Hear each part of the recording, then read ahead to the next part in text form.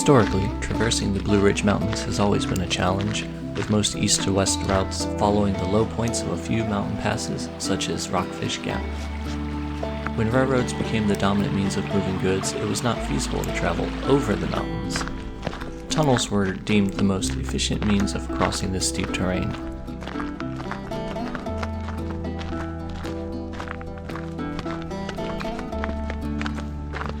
The newly renovated Blue Ridge Tunnel is the latest outdoor attraction to open up in Western Virginia.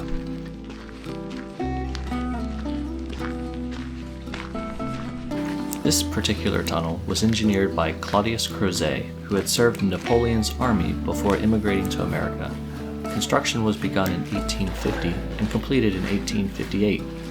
8 years is an eternity by today's standards, considering that the tunnel is only 4,237 feet long, which works out to an average of 1/10 of a mile per year.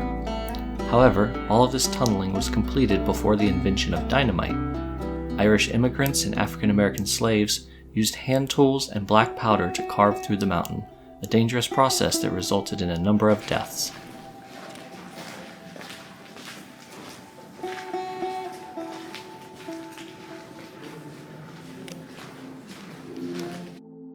As you move through the tunnel, be sure to pay attention to the walls and ceiling. You will notice several different types of stone and the markings of the hand drills.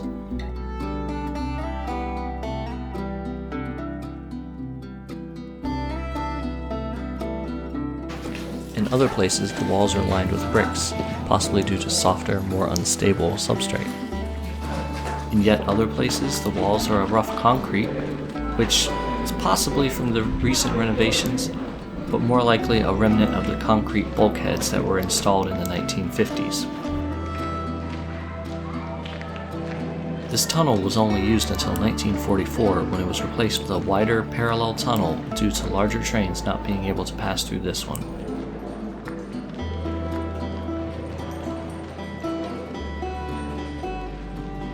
When building this original tunnel, crews worked from both ends simultaneously and met beneath the mountain. They were only 6 inches off from each other. When the new tunnel was built using more modern methods nearly 100 years later, they were not nearly so accurate, meeting at 4 feet off alignment.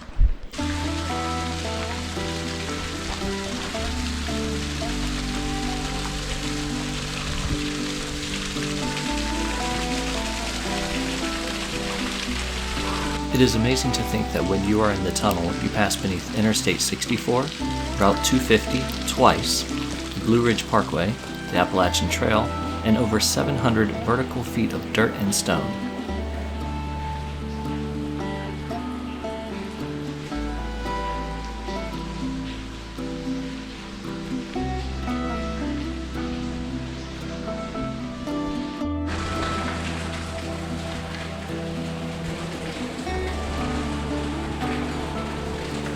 It should go without saying that this trail is an out and back. While there are parking lots at both the east and west trailheads, the trail is not long enough to warrant setting up a car shuttle. We started at the west trailhead and logged roughly 3.5 miles round trip. I've read that there are plans to connect the Blue Ridge Tunnel Trail to other local trails, and if that happened, then that could change your approach. That said, as it stands right now in 2021, this trail is a great length for a casual hike that won't take up too much of your day.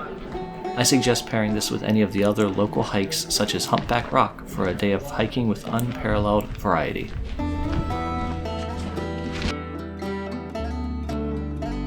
If you like this video, please give it a thumbs up and subscribe to our channel to follow along as we explore Virginia and beyond.